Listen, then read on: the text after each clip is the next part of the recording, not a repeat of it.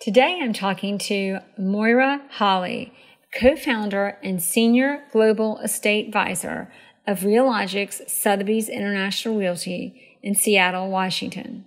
She is consistently ranked among the top 1% of the Northwest's most successful luxury real estate specialists, and she has broken the record twice for selling the most expensive condo in downtown Seattle.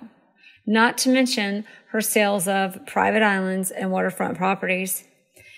She's a woman who doesn't know how to do anything without passion. When she talks about her clients, she talks about them as if she's talking about herself.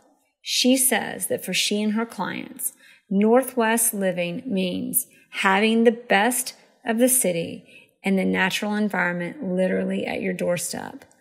World-class skiing and leading-edge galleries, mornings spent on a mountaintop, and the most coveted luxury shopping, coffeehouses, restaurants, and nightlife. Northwest living means always having an opportunity to embrace your spontaneity and express it at any moment, any day, any time. She and I talk about how to find your passion and allow the path to your best.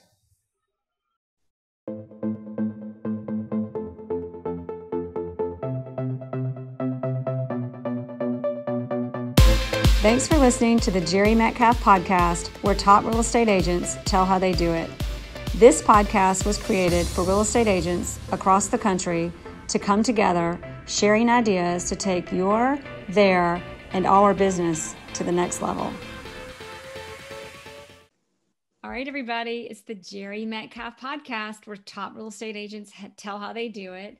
Today, we have a very special guest who I have known for a few years now, and it's been way too long for you to come on the show, but it's Moira Holley. I always want to say Mariah, but Moira Holley, and she is from Seattle, Washington, and she's got a lot to share because she is a top agent, really well known. Moira, welcome to the show. Jere, thank you. It has been a long time, and we were first introduced through the market leaders with Sotheby's, a very high-powered group of about 40 of the top brokers from around the country, and we were very fortunate to meet then. And so we've known each other for 6, maybe 7 years or so. I think it's only been I think it's been 5. It's been Has a few. It been 5? It's been a few anyway. Exactly. Yeah. But it's good to see you on Zoom. I'm ready to see you again in person soon. Well, thank you. Thank you so much for inviting me. And thank you for being on, by the way. This is a treat. So let's start as we always do and tell us a little bit about how and why you became a real estate agent. Well, in about 1992, I would say actually my interest in real estate has been lifelong. Riding in the back of my parents' car, looking for property. My parents were getting ready to build a house in California, down on the peninsula, actually. I knew while I was riding in the back of the car that this was something that I could see myself doing in the future. But it took a long time for me to circle back to that. And so I would say it was the mid 80s. I met an architect, and he really opened my eyes to architecture and design. And so all of the things that I had been doing up to that point involved sales, outside sales, retail sales, sales of all kinds. And so at some point, I guess in the late 80s, I really started to think about how I could incorporate design and sales and architecture. And it really led me to real estate. Wow. So when you became an agent, so first of all, you met an architect, you were inspired by architecture and design, and you enjoyed sales, you enjoyed connecting with people. Mm-hmm.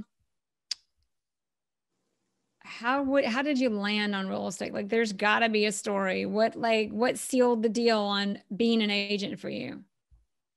I think it was really my strong desire to take what I felt was my strength in sales, and having done so many different kinds of sales, and how could I take that into a business where I worked for myself. I was still involved. I was involved with architecture and design.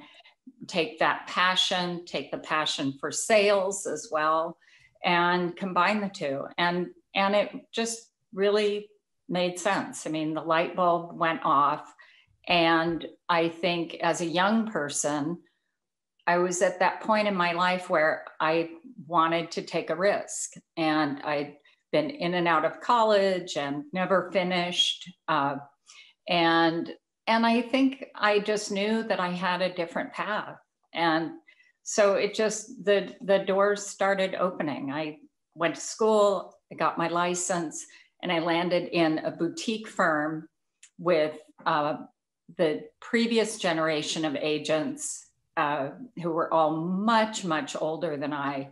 I was the youngster in the office. And I enjoyed, getting to know about real estate and hearing about their pasts and their careers and what it was like, and, what it was like in the old days. And they were really all mentors to me. And so I think with my passion for design and architecture, and then really learning this trade, if you will, from these experts who just had so much knowledge.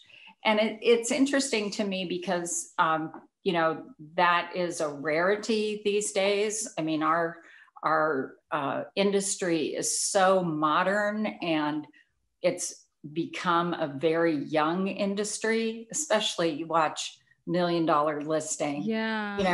They're youngsters, right? That's so true. And so coming up in the ranks, I guess, with these incredible mentors, it was just, it was eye-opening, and I learned so much from them, and they were so good to me.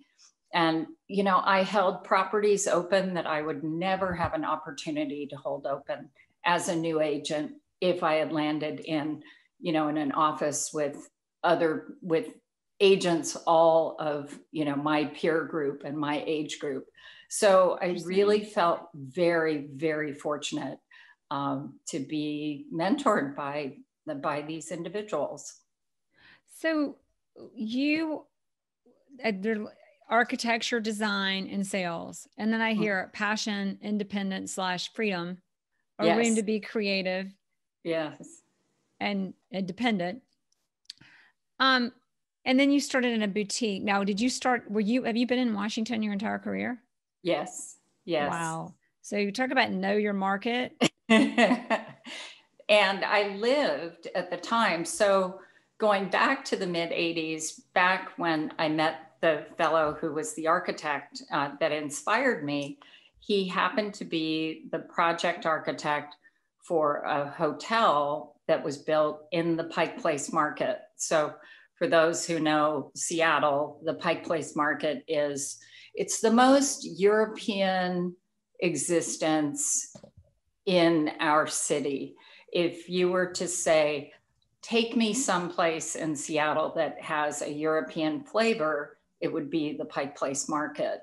And it's where all of the vendors and the butchers and the fruit stands and the bakeries and the original Starbucks is in the Pike Place market.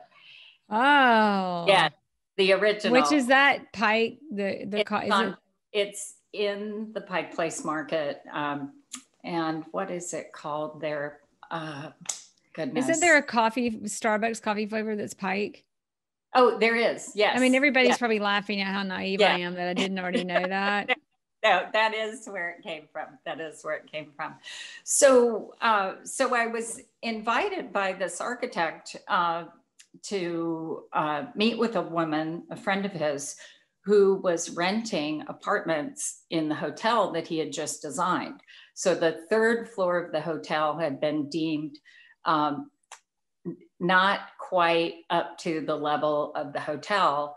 So because the views were impacted by a low-rise building in front.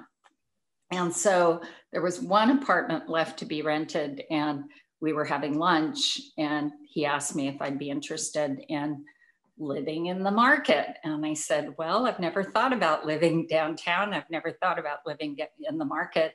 Sure, I'd love to see it. So I went and I toured the hotel and toured what became my apartment and signed the lease then and there. And that's how it began. I was living in the Pike Market and downtown. And how many years ago was that? What year was that? I would say probably 1984. So it all started in 1984. Yes. Because now, I wanted a few things. We want to talk about how you got into the market, because you basically have been specializing in condos in downtown Seattle, but there's also a shift in the market that you're shifting with. Yes, exactly. So remind me, 1984. So you already had your license. I didn't. No, I didn't yet. Okay. The inspiration started in the mid 80s, and I did wholesale for a little French bakery in the Pike Place Market. And I sold pastries and desserts and cakes for my very dear friend who owned the bakery. And so at that time, desserts were on every menu in Seattle. Every high-end restaurant wanted to buy their desserts from a fancy bakery, French bakery. And so I did sales for her, and I lived directly across the street in the hotel, the Inn at the Market. And so eventually I came to the realization that I needed to do something to actually earn a living, and that I couldn't survive on pastry sales. And so that's what led me to get my license. And I was living in the Pike Place Market, and I started working in the condominiums in and around the Pike Place Market, which is where now the Four Seasons is a block away from the market.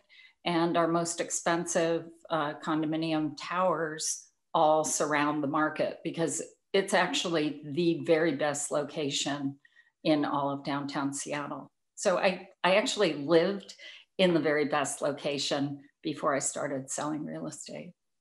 Wow. So you started selling real estate in 92. It was like, I'm going to sell near, well, what did you say? In 92. So in 92. Yeah. So that's 84 to 92. You finally decided, okay. I sold a lot of cakes and a lot of croissants. Talk about a drastic change in career from selling pastries to being a top real estate agent in Seattle, Washington, in the country. So you are living in Seattle. What's that? I said, there's hope. There's exactly. hope. Everybody. So you basically got you're already 8 years in the Pike Place Market. Mm-hmm. And so it's kind of obvious where to sell real estate. Mm-hmm. Yeah. So when you got, what's that? Yes. And so when you got your license, did you go, okay, this is the plan, this is what's going to happen? Or did you just go, I've got my license, let's see what happens? I got my license, and I'm sure I had a plan, but you never know. I think I worked with all of the wrong people for the first 3 or 4 months, people who, couldn't afford what they said they could. I mean, you work with your friends, you work with friends referred to you. And actually my very first sale was in a building called Market Court, which was one of the anchor buildings in the Pike Place Market. And it was a small little 1-bedroom condominium. The building is there today, and it's still a really sought after building, wonderful location. But it was, I think it was $139,000. And that was my very first sale in 1992. What can you get for $139,000 in downtown Seattle today? You can get 2.5 parking spaces. Well, there you go. So you've seen a lot of change. Spaces, 2 parking spaces. Yeah. When you got your license, did you get it? Was it like, oh, I'll get my license, or was it, this is going to be my career? Oh, I was absolutely certain that this was going to be my career. And I was in it to win it. And I had savings. I had a car. I had a BMW, an old BMW 4-door sedan. And, you know, it was like driving my living room around. And it was hysterical. And I had to park my car on the street. I couldn't afford to put it in a garage. And so I had to get up every morning before 9 o'clock and go and feed the meter. Wow. So now here you are, like, highly successful, mission accomplished. A lot of people go into this business saying the same thing. I'm going to go and do this and it's going to work. And you know, it's like you get a job and you're just going to have a job. I mean, I know jobs aren't that easy, because maybe I'd have one, not really. But going into this, what do you think, what's the difference between you and the 95% of people who don't last more than a year or two in this business? Oh, I think passion is a lot of it. I think this is a business that when you're starting out, or when I was starting out, I didn't stop. I worked so hard every day. And it was back in the day when we had books, you know, with listings. And yes. And the files just piled up on my front seat. And I had piles of files in my passenger seat as I started to build my business. And I probably worked until midnight every night. And I just didn't stop. And I think in the first 5 to 7 years, I actually think that I thought if I stopped, I might lose my momentum. And I might, you know, my business might stop. And so I think, you know, so much of it is luck, a lot of hard work. But I think passion more than anything is what really helps agents who can see themselves in it for the long haul. And I think agents that I know whose families have been involved in real estate for a long time, those agents are so fortunate. I mean, they grew up with it. They've lived it, slept it, ate it, you know, they know what to expect. And I think that's one of the hardest things for new agents today is they're so used to seeing the slick television shows and what it's like. And, you know, if I dress a certain way, I'm going to be successful. And that's just not the case, or that's not what I found. Yeah. Well, dressing a certain way helps. But that's like a small part of the formula. And again, like, not to sidetrack, but I think about what is Ben Bacall. I mean, he wears a black t-shirt and tennis and jeans. Right. And then you have other agents who, like me, I've got to have my cute flared pants and my nice top. But you talk about passion. I mean, I think you've said the word passion from the reason you got in this business to the reason you've made it in this business. And then you've talked about, I really think, expectations, because when you said family, it was having family that's been in it for two reasons. Number one, because you've seen what it's like and you have the support. Because I know when I got into business and I went to lunch with my family and I'm a brand new agent and I had to step away and take a call, I'm definitely not going to keep the business as a brand new agent. It was like a crime. But I had a very supportive boyfriend who is now my husband of a long time, 13 years, 14, 13. Anyway, and he was the one that was like, no, you take that call. Yeah. But not in a supportive way. So that's interesting that you say that. It's passion, expectations, and support. Mm-hmm. And I think yes. You stayed up until midnight. What gave you the energy to do that? Youth helps and the little passion. Mm-hmm. But you were going to say, I think that. Oh, I think that just thinking back on that, I in hindsight probably shouldn't have worked that hard, and that that forcefully, I guess. I mean, looking back, I think, wow, I worked entirely too much for a long time, and Yeah. I didn't understand the need for help.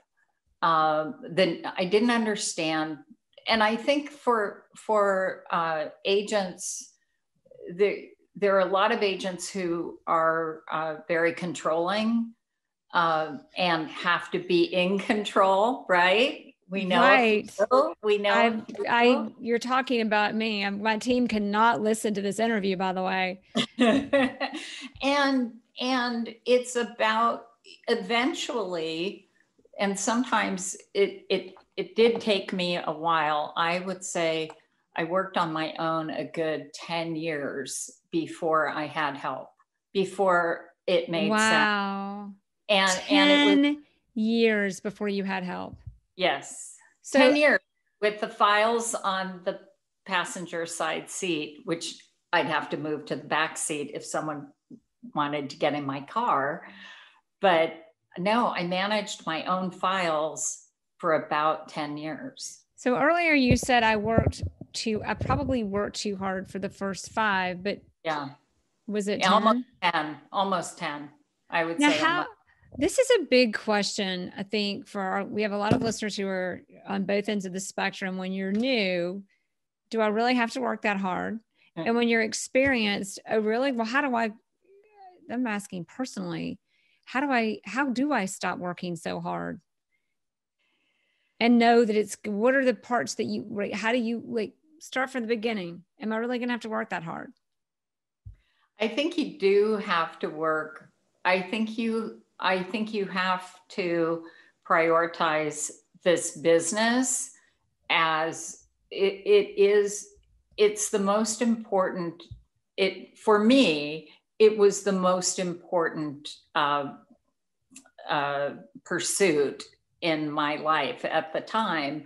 And I wanted to be successful. I wanted to do more business, but I did have difficulty deciding when it was time to delegate. And it was actually a client of mine that I was helping who was moving here from the South.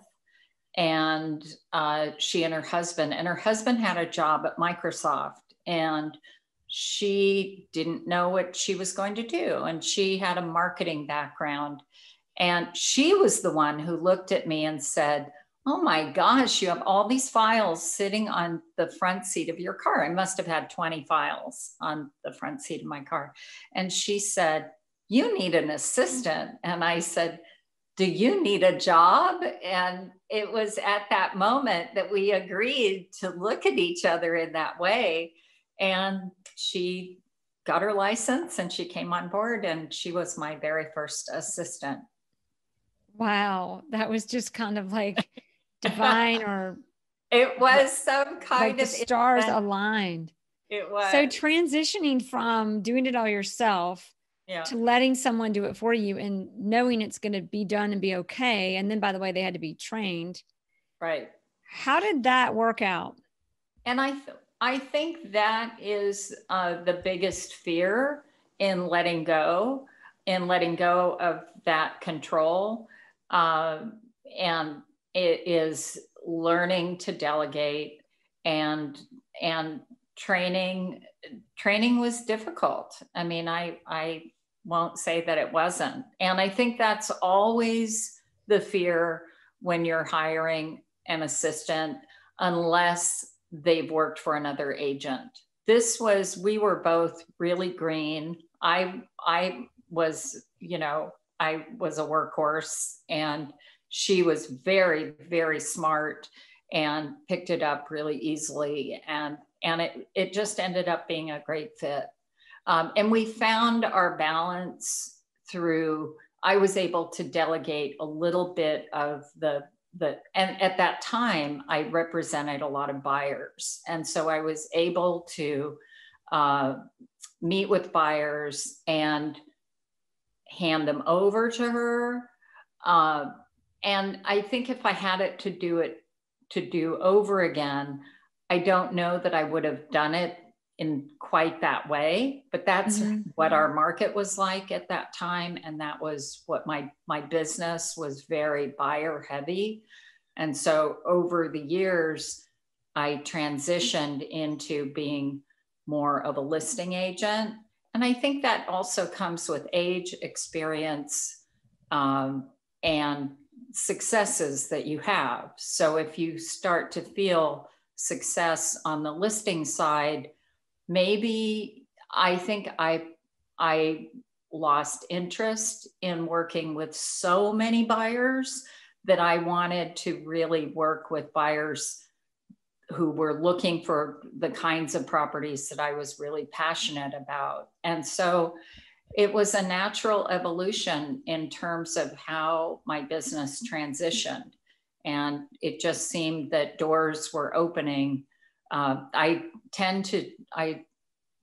Because of my interest and passion in design and architecture, I'm known for representing architecturally significant and historic properties, and also have an innate ability to find these kinds of properties for buyers as well. So I became more and more known for that, in addition to everything I did in downtown Seattle, because I really did specialize in the beginning in condominiums, because that's what I had access to. And I lived, surrounded by the condominiums that were coming online. And Seattle was a very, very small city at the time in the early 90s.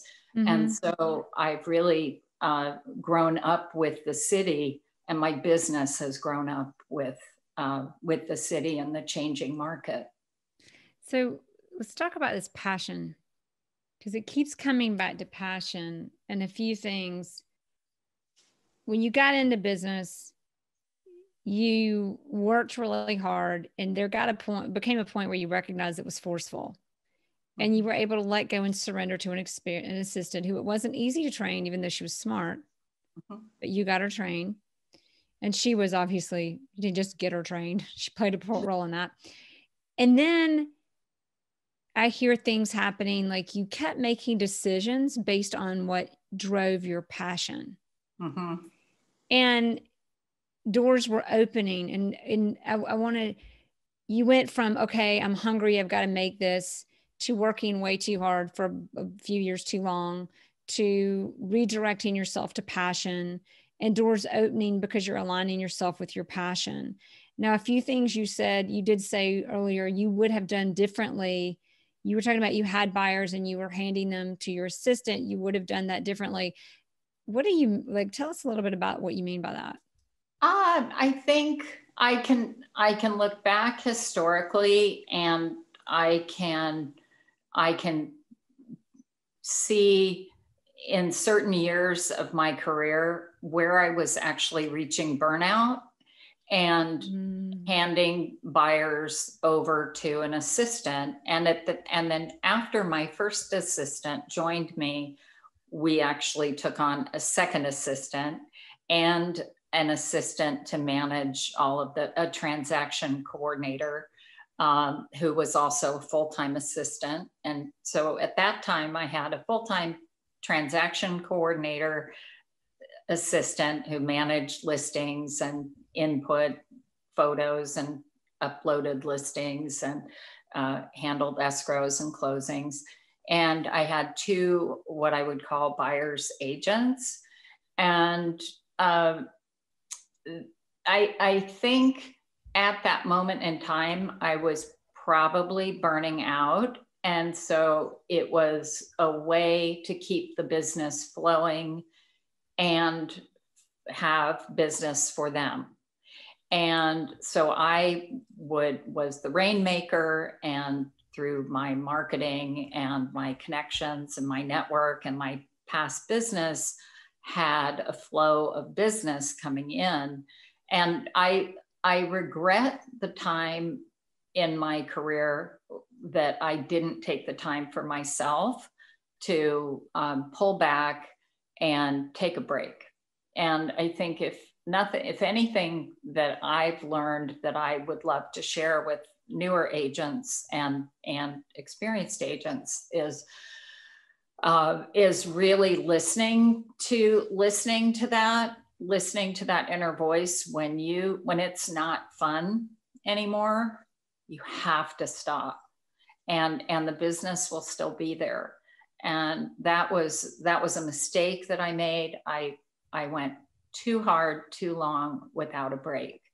And then I would hit a wall, have to take a break, go sit on a beach somewhere, and come back. And maybe I was still a little burned out. So I feel now that my business, the scale of my business is absolutely intentional. And I have finally found the balance that's required to, have a happy life, a happy social life, a happy business life. And I really do feel that has become my success at this point. I feel like I have been able to find balance.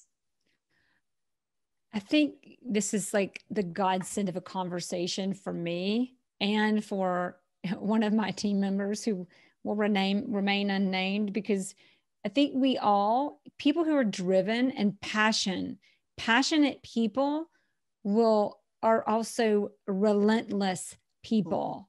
Mm-hmm. So as in successful agents are passionate, relentless people. So as a passionate, relentless person, how do you, first of all, I'm trying to cut all this to the chase here and ask the right question to get the answer we're all looking for.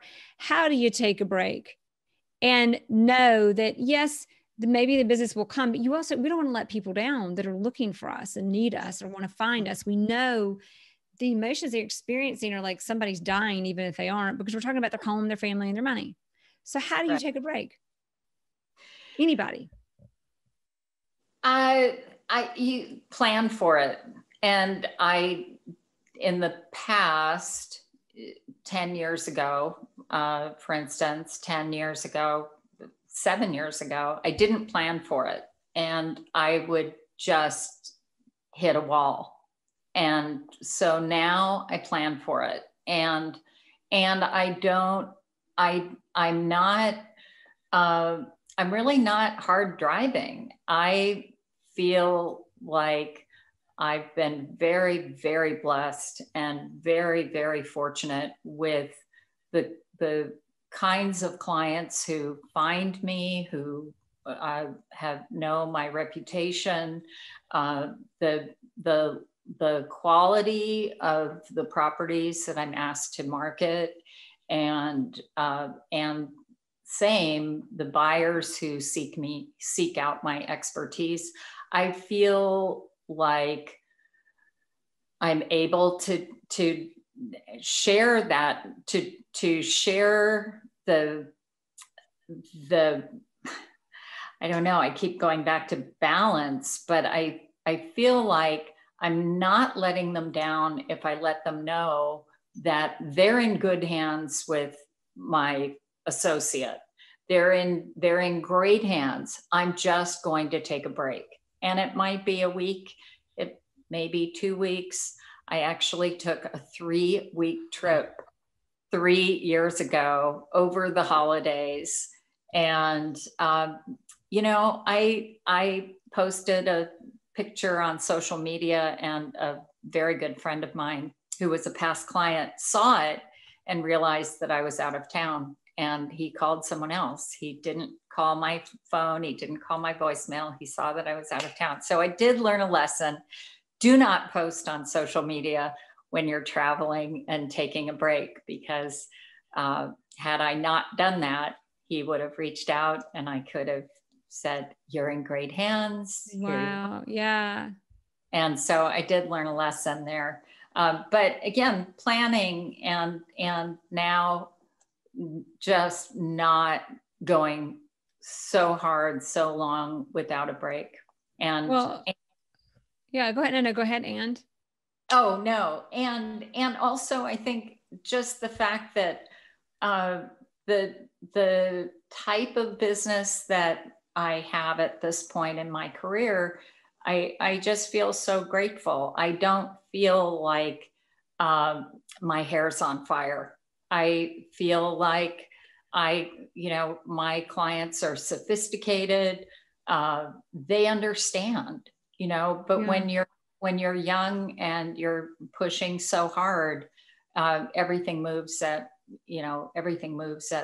that pace. So it's just the pace, I think. Well, but to answer the question, here's the answer I heard.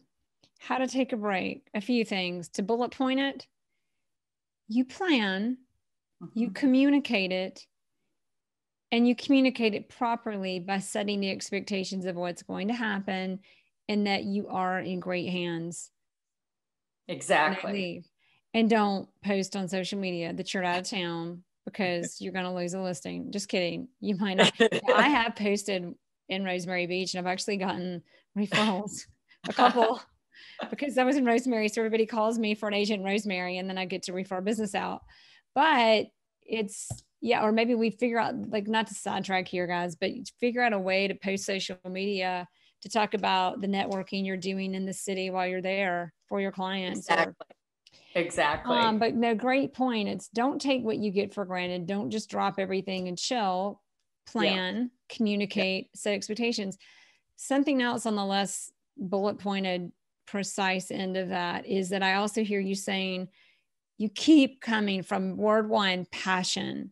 Follow your passion. You said for a minute, it was only once, but you said, I got too forceful. And what I hear now, and tell me if this is right, is you went from forceful to, there's a book called The Go-Giver.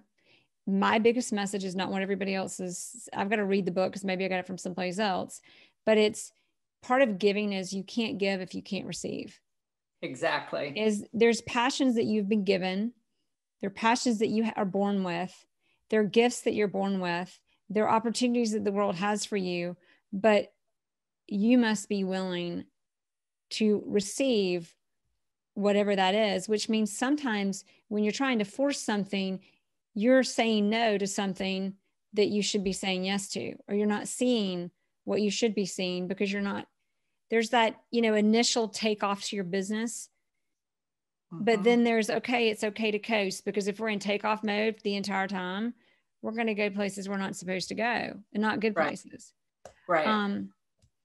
But does that kind of, sometimes it's being successful doesn't mean it has to be painful. It can be enjoyable, truly. I'm telling myself that, by the way, because I love to just work hard. But yeah, no, I love that. And it sounds like in doing what you're doing now, some of it is you had to have, there's some pain points, there's some learning curves. But in becoming good at what you do, you have positioned yourself so that people come to you and the right kind of people come to you. I feel very, very fortunate. Yes. What's been your biggest lesson in knowing do you have to turn away clients? What is your biggest lesson in getting the right clients that you can share with us? I think the work I think the work, my website, the marketing, the photography, I'm known for my photography. I'm known for positioning, coming in. Recently, I was actually invited to join a listing to shake up the marketing. The property, it was a private island and it had been on the market for 5 years. And the seller's son reached out to me and asked me if I'd like to take over the listing. And I said to him, you know, you're in the very, very best hands. The gentleman that has the listing is the best of the best for this kind of property. But I would be delighted to join to take over the marketing and stay out of his way, jump on in second position, not be a threat, and just rework the marketing. And here, this is how we're going to do it. And he went back to his father and they had a powwow with the agent and said, this is what Moira has offered to do. Can you get on board with this? And they both said yes. And so we asked that after being on the market for 5 years, I didn't want to go out on a limb and spend a lot of money, of my own money, and, you know, on something that may or may not work. And so I went to them again and said, what if you pay for a video and new photography and a helicopter and, you know, everything we're going to do here and to tell this new story? And what if we as agents, when the property sells, we, you know, here's our budget. When the property sells, we'll reimburse you and you split 50-50 for taking that on for us. But this is how we're going to do it. And they did. And 4 months later, the private island is pending. Wow. 4 months later, by the way. 4 months after 5 years. After 5 years and coming out of COVID, which I know there are a lot of great markets, but private islands, I mean, they don't sell every day in any market. They don't. It's a $5 million private island in the San Juans. And I think actually the marketing is what pushed the buyer to do something, because they all of a sudden felt that the buyer had been in the background for many years and just never came forward. And I think they felt the threat of another buyer seeing the island and grabbing it. And so, and if you can afford an island, now is a great time to buy one. We took a gorgeous video, hired a helicopter, hired the very best filmmaker who also happened to shoot on the camera with the camera that the owner of the island actually developed the camera lens that is the brains behind this particular type of film camera. And that was part of what jumped out at me. I was watching a video on Instagram that my filmmaker was using, and he tagged the company that belonged to this client during the course of the time that I was interviewing to join the listing. And so it all just sort of fell into place. And so he was tagging my client's company. And I thought, well, this is genius. Let's just put this all together. And so I went to them and said, well, they're also going to be shooting with your camera. So here we are. And so it just worked. It just worked. Yeah. Oh, I mean, that's brilliant. So obviously you have a really strong reputation for great photography, great marketing. A lot of agents say they have great photography and great marketing. So tell us a little bit more about your photography and your marketing.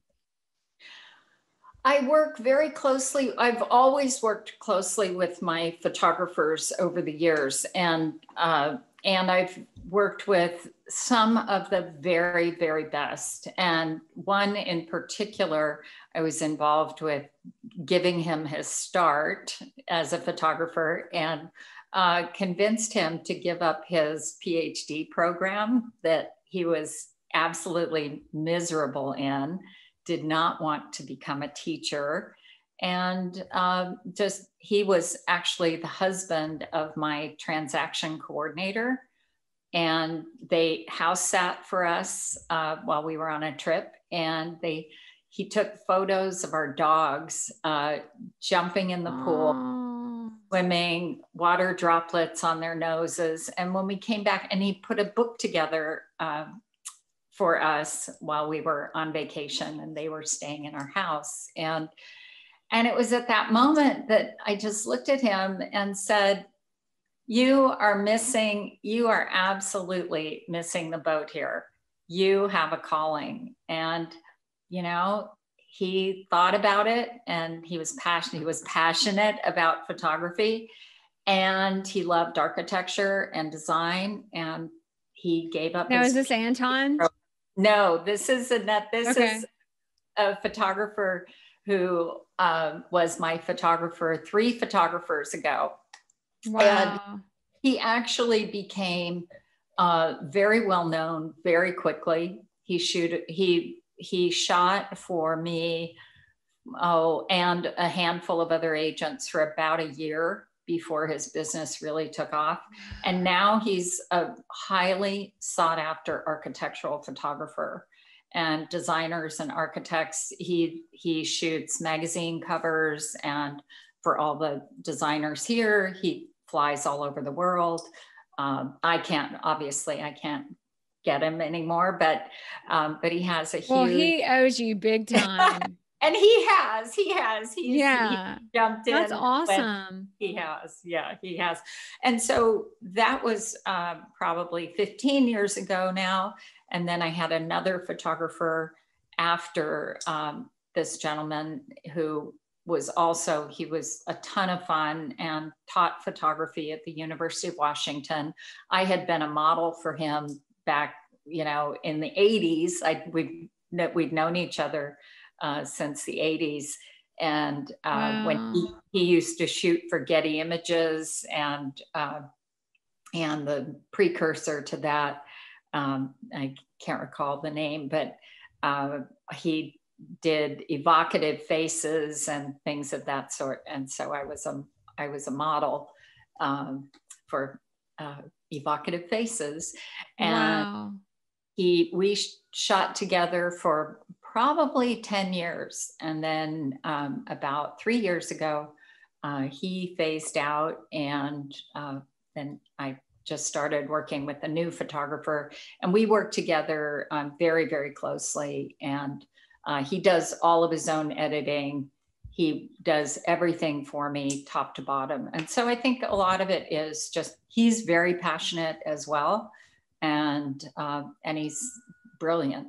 So he's been my photographer now for at least the past couple of years. So. I mean, it's passion is the key. It's well harnessed passion, so that you don't drive yourself crazy. It's a lesson. Maybe that will be the name of the interview, because we don't know yet, obviously. Question for you. So you came from passionate, hard driven, I'm going to do this and I'm going to make it. 10 years, you finally get an assistant. You finally figure out how to train her, get her running. Fast forward to today. I mean, you're selling $10 million properties like most people sell $200,000 properties. And you have a team, and you're happy and you're balanced. And yes, you are a top agent, well recognized in the city of Seattle, by the way, as well as the country, if not globally, especially in your market. And you've got 2 assistants. So tell us a little bit. You've got a team. I mean, you're not a team though. It's you with 2 assistants. Is that correct? Yes. So tell us a little bit about how you're structured now and how that works. And that may give us a little bit more, how can we be real estate agents and have a peaceful, happy life like you? Right? Again, it's the scale of my business at this point in my career is intentional. And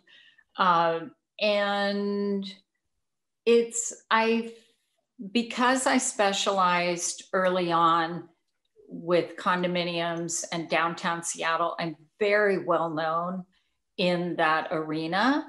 And those clients, both buyers and sellers, all had homes in neighborhoods or maybe jumping off from a condominium that they purchased into buying a home in a neighborhood, or buying a second home, or buying an island property. Over the years, in addition to my specialization in downtown condominiums and especially penthouses and the higher end condominiums, I've had successes with, having sold the most expensive condominium in downtown Seattle to date twice. Wow. It was the most expensive condominium penthouse in downtown Seattle when I sold it to my client back in 2006. He had just sold his tech company to a large tech company and wanted to do something fun with the money or with a small portion of it. And so he bought this condominium, and then he hired his childhood friend, who was an interior designer, to design it for him, with him, redo it, got it, redid it, lived in it, owned it until it closed. We sold it for $12 million.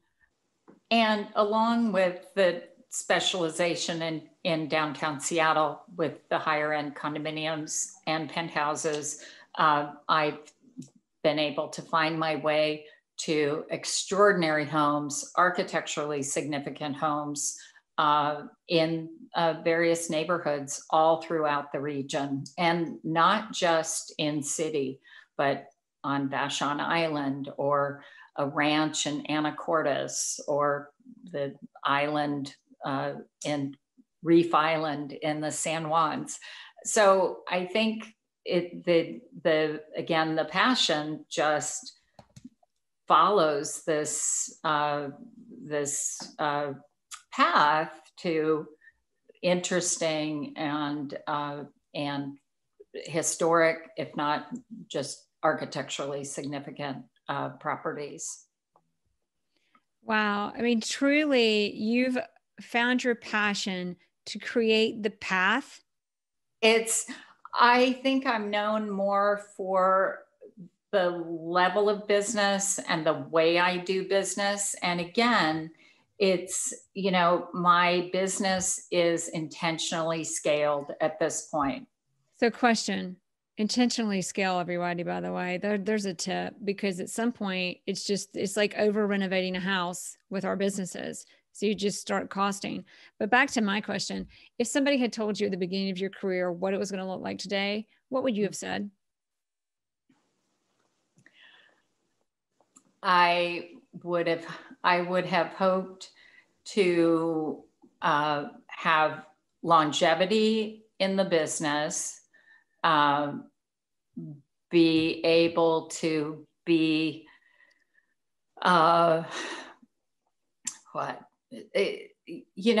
I think it's hard. Would you have believed it? Would you have said no way, or would you have said, but of course? Well, I think I would have been hopeful. And depends on what day and what phase of your career, maybe. Exactly. But no, I don't think when you're starting out, you have any sense of it, other than I go back to the beginning, when I was so fortunate to share in all those conversations with agents who were 20 and 30 years my senior, who were getting ready to retire. And I feel like I was so fortunate to hear those conversations and hear those stories and really learn the business from that point of view. And I feel that that's something that Very few agents today who have maybe started in the last 5 or 10 years. I think that they're really thrown into this business, and without a life raft, really. Yeah. It's a very different place. It's very true. The business was not glamorous when I started it. It was like, okay, because I need to make some money. But what was your biggest in working with these agents? I'm going to ask you both, your biggest aha about this business coming into it, and what was your biggest lesson or biggest like real nugget that you got from this exposure to these experienced, grounded agents giving you, learning the reality of the business as opposed to watching $1 Million Real Estate Agent? I think it was the contracts, and it was really getting in the weeds with the deals and in how offices functioned at that time. Monday morning meetings were not just sharing listings. Monday morning meetings were a conference room with coffee and pastries and everyone sharing their war stories of the previous weekend and what happened. And we would dissect these deals that were scary. They were so scary. And I think the thing that I learned was that the contracts are real and our license is on the line every single day. And you cannot take that for granted. And we are in large part controlling the destiny of these transactions for our clients, and what the outcome is going to be, whether it's going to be a good outcome or a bad outcome. And I think I learned from these agents how important it is to understand your responsibility, and that these are legally binding contracts. Wow. That's great, and that's what makes the job so important. And it's what drives the passion of the impact that we have. It was, I think, the contracts and what's on the line every day, and how you can so easily get into trouble if you don't know what you're doing. What's your advice on, and then we've got a final 3 after this, in coming into this business when you find yourself not knowing what you're doing? And I think brokers now have to work on such a large scale to be profitable. Mm-hmm. What's the solution to that? How do agents get around that and figure out how to get through deals when they're new and they can legally do them? I think it's really important when you're selecting a company and an office, a brokerage, that you have a really strong connection with your broker. And I think you have your broker on speed dial. And if there's a question that you can't answer, you are texting, calling, sending smoke signals to your broker, and you don't put your pen to the paper until you understand the full ramifications of what your client is asking you to do or what you think might be a good idea. I think you have to run it by your broker. And it's just so important to know what you're doing and understand. Yeah. I do think that is that's one of the biggest challenges of being a new agent, is when do you feel like you can give up the water wings, and you just have to keep going and call your broker and have a handful of smart agents also on speed dial if you can't reach your broker and you've got to do something quickly. But ask someone who is smarter than you, who's been in the business a long time, and create these alliances with these agents so that they know if they see you calling that you might be calling because it's really, really important. Exactly. Final 3 questions. I never give away the final 3, by the way. So, except they're always the same. But number 1, what has been the most powerful tool or resource for your business and your success or your clients? The most powerful tool? Resource. It could be something you do, technology, information, the way you keep that vague intentionally to see what you come up with. Probably the association with the brand, the Sotheby's Realty brand, I would say is the most powerful tool that we have, our network. The fact that you and I are sitting here today, I mean, this friendship has been built through the relationship that was created through the market leaders. And exactly. And that's a really powerful tool. And being able to refer our clients to agents who work the way we do all over the world. So true. So well said. Because I obviously agree with you, but there's so much to that. It's not easy to come by. Question number 2, if there's any book that we've got to read before we leave this life, or even this week, ideally, what should that book be that's most impacted your career and your life? All right. Well, I would have to say that I don't have a lot of time for reading, and I never have. And it's not to say that I'm not a reader.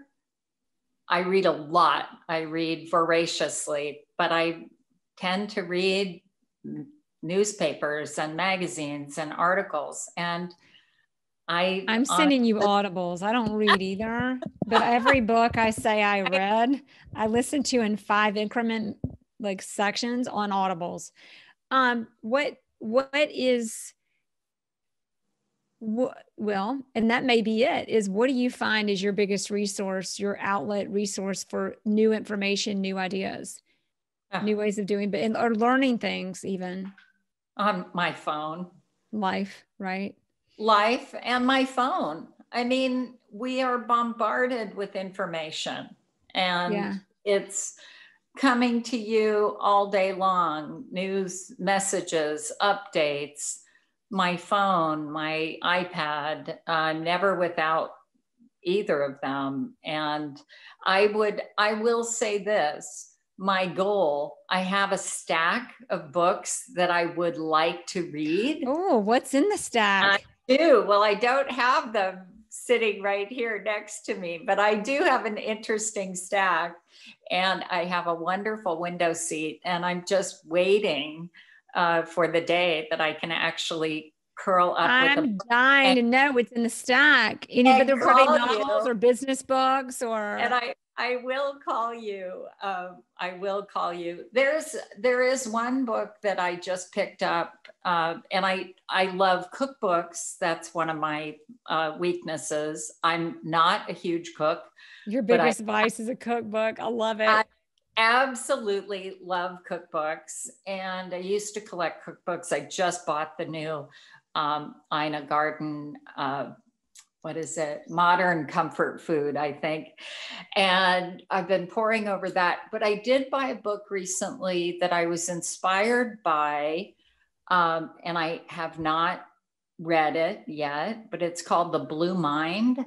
And I was inspired by a collaboration between the author and I have to say, I think it's a condominium project in Miami. And there's a collaboration. It's called The Blue Mind. I'm going to Google it right now. It talks about the importance of being around water. And that can be being in water, swimming, being in a pool, being submerged in water. And there's a whole concept associated with a beautiful condominium project in somewhere in Florida. And they are connected with this author of The Blue Mind. I'm going to read this for everybody. The Blue Mind, Wallace J. Nichols.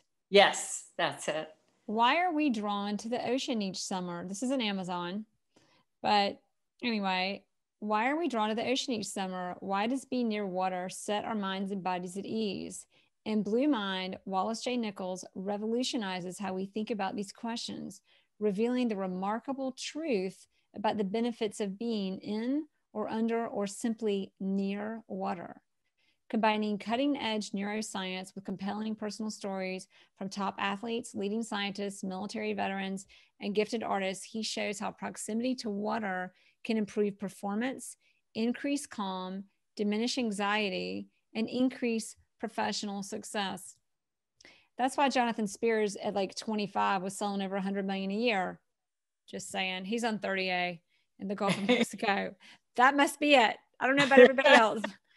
Wow. Okay. Thank you for that. Thank you for sharing that. Yeah, thank you. Okay, so ordering that on my Audibles account next. Last question. Oh, I have to, 2 more questions because I'm dying to know, you don't cook, but you love cookbooks. Explain that for a minute. I cook, but I don't. Again, if I had time to cook, I would also have time to sit in my window seat and read. I love to think about cooking. I love to think that at some point I'm going to make this or that dish. And I think by surrounding myself with cookbooks that eventually that might become a reality. So I love cookbooks. I love I'm such a visual. I love the photography, and too fun. Beautiful food. It's good to dream. You've accomplished the impossible. Now just like cook. Not to undermine cooking, everyone. I love that though. I don't love to cook. I mean, I don't cook, but I love cookbooks. But that explains it. Last question. If there is anything that you would hope we remember, if we're going to forget everything else, what is the one thing that we just have to remember, or you would hope we remember from this conversation today? Goodness. Just that desire and passion are really two very, very important tools in this business. And I don't think you can be successful and fulfilled without having that passion. And I think if it's the right industry for you and the paths have led you down this road, I think look at yourself, look at your life, look at your life history, and dissect that and drill down and really seek your passion in this industry so that you can have that longevity. Because I do think that if you have the passion, you can have the longevity. Wow. Thank you. How to allow your passion to create your path to your best destiny? Yes. Yes. That's very really it. That might be the title. I never title it on the interview, but it was everything just keeps coming together, just like your life. Moira, thank you so much. That was a great interview. Jere, thank you. This was so much fun. This was really fun to share. Thank you. Thank you. It was an